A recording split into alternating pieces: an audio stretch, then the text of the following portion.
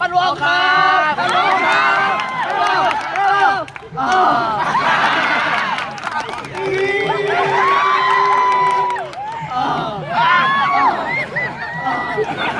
เป้าหมายถัดไปวี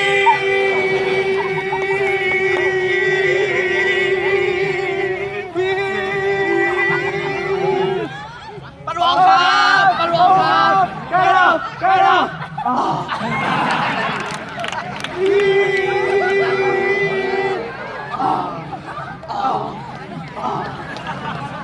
เป้าหมายถัดไปวีล็อกเลยล็อกเลย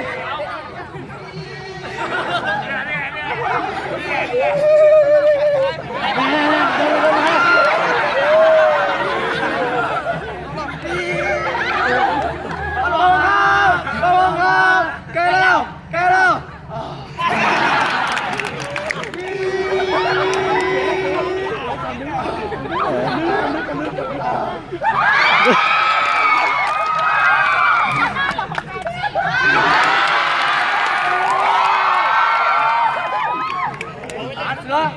กับทานโอ้ยโดนมาลังกินแล้วเก่าไปกัน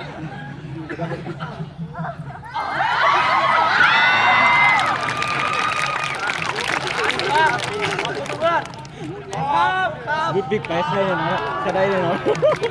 รุ่นนี้